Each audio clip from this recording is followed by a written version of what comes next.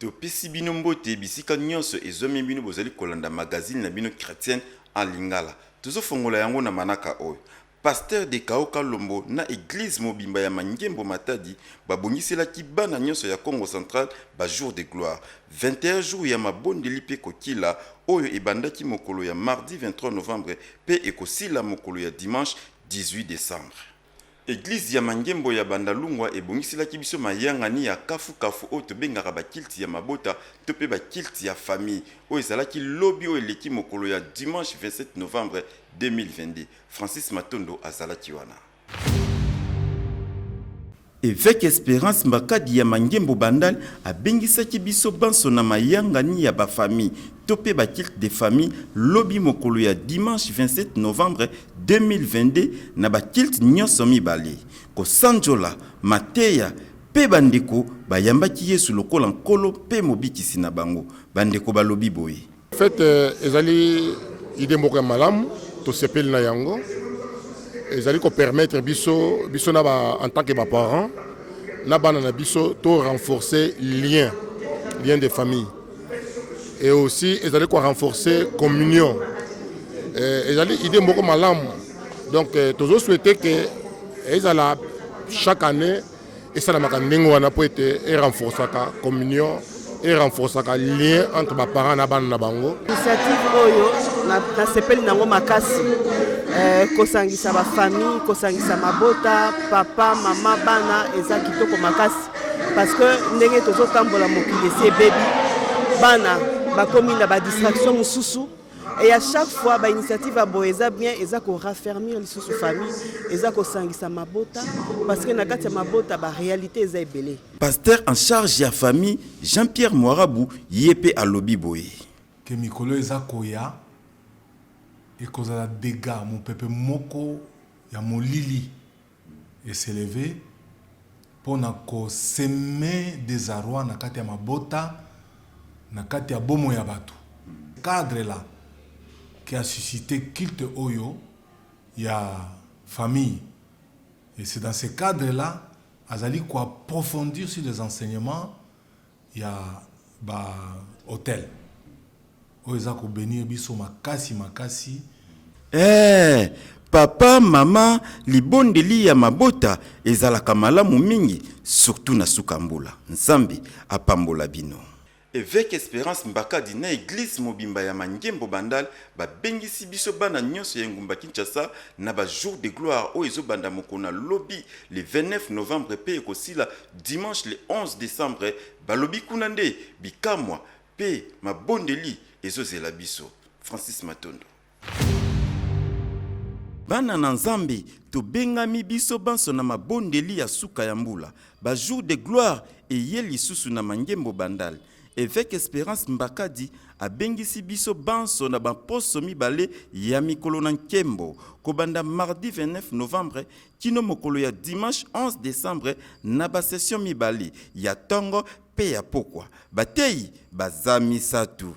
Évêque Espérance Mbakadi ya RDC, prophète John Venice ya Ghana na révérend Isidore Sumbu ya RDC bolanda évêque Espérance Mbakadi ndenge alobi sengi na bandeko nyonso église ya Mangembo ngomba na Mangembo ezwami na avenue Bula numéro 1 bis na commune ya Bandalungwa na ville province ya Kinshasa ezali kobongisa mayanga ni munene ngomba ya mabondeli tobengi mikolo na nkembo ekobanda mokolo na mibale tolobaka na français mardi le 29 novembre ekokende mokolo na yenga to dimanche le 11 deux semaines mobimba na tongo pe na pourquoi tofungoli église kwa mabatos ba kanyo so bato ya nango koloko elongi na nzambe kobelela nzambe na bomoyi eto ndimike nkembo na nzambe komonisa na bomoyi na bato tokozala na kokila na koluka kelongi na nzambe nzambe oyo na kamabondeli akoyana na bino tobengi boya ebele na bino bana bosambelaka na Mangembo na bana basambelaka na l'église du corps de Christ ezala ba obasambelaka te ezali invitation pour na mutu nyonso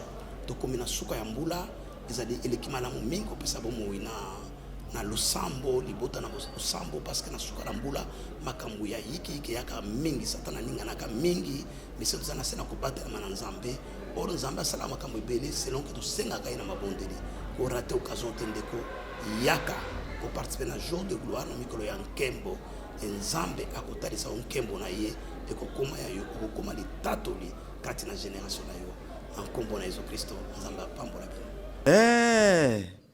Basolution ya baproblème na biso na suka ya mbula oyo eza awa na Mangembo Bandal na avenue Bula numéro 1 bis na commune ya Bandalungwa. Mikolo na nkembo eye na bankembo na yo kozanga te nzambe apambola yo. Attitude nini tope lolenge nini bana na nzambe bakoki kozana yango na sima ya mabondeli ya suka mbula. Évêque Espérance Mbakadi alobi boye na micro ya Nathalie Atatama Rachel Mavitidi.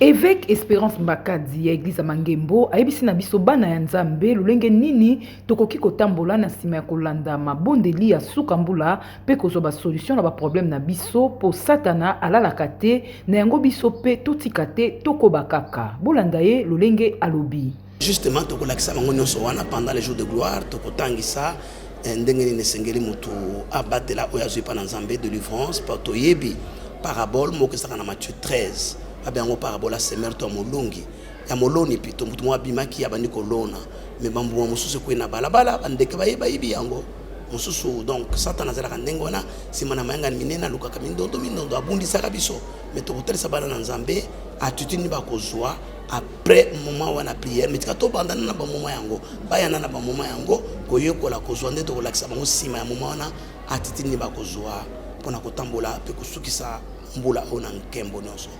Bitumba na satana ekosila te yango biso pe tolemba te na mabondeli mpo nzela eza molai me tokokoma kaka elongo na Yesu. Jour de gloire. Révérend Patuka Dimana Mangembo Bandundu babengisi bandeko nyonso ya Bandundu na mabondeli ya suka mbula oyo bandi lelo mokolo ya le 28 novembre kino mokolo ya vendredi 9 décembre na ngonga ya 17h ti 19h15 na adresse Moko Bula numéro 1 quartier Ifuri Monisco na commune ya Basoko. Célébration 20e anniversaire ya Église évangélique La Présence de Dieu ezalaki bongo lobby na stade Vélodrome Rachel Liwala Francis Matondo. Célébration 20e anniversaire ya Église évangélique La Présence de Dieu wana ezalaki lobby le 27 novembre na stade Vélodrome ya Kintambo kunande putulu emataki makala etikalaki kongumba melape ko sanjola ezalaki somo. Ye moko mosali na nzambe pasteur Don Yves Kisukulu tango azwaki maloba na matea na ye afandisamaki na bikamwa pe lobiko ya nzoto. Nguya ya nkolo emonisamaki pe ba ange bakitaki na stade Vélodrome bolanda bandeko ndenge balobi. Basali makama minene lelo vraiment miracle. Nzambe asali makama minene ba miracle ba makama ba guérison ndenge na ndenge. Eza esengo mingi. Ba o bazana ndako ba rater lelo vraiment bazirate makama makasi fallait bazala. Mais Nzambe asali Nzambe papa Don Yves asali lelo na pokwa lelo. Par rapport à prière vraiment Nzambe azamalamu Nzambe asali ya minene. Moi nazangi kutu maloba pona koloba nazwi par na ngai ndenge na yaki ndenge na bimeli te. Nzambe asali nga mami minene afongoleli nga banzela ekangamaki et je me sens libéré, je me sens épanoui. Esuka kibongo te pokuna bandeko bayambaki Yesu lokola nkolo pe mobikisi na bango na libondeli ya révérend Dominique Ngoyi ya Église La Résurrection ndeko boende ezalaka. Yesu aza mokonzi pe mobikisi na biso.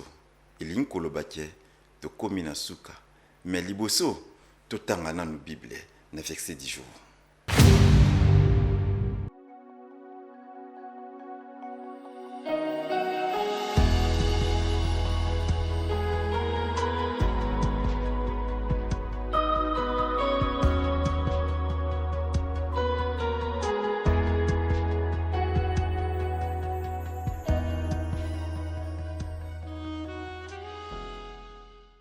Matondi na bino nyonso bolandaki biso bozalaki ebele na liboso ya itando ike pona kolanda magazine na bino chrétienne alingala mais to bosani pete koyebisa bino eke bo continuer pe kolanda biso en ligne to pe na YouTube na MCL TV wana nde bokozwa information nyonso na o etali magazine na bino chrétienne ya lingala pona lelo tosuki awa bye bye.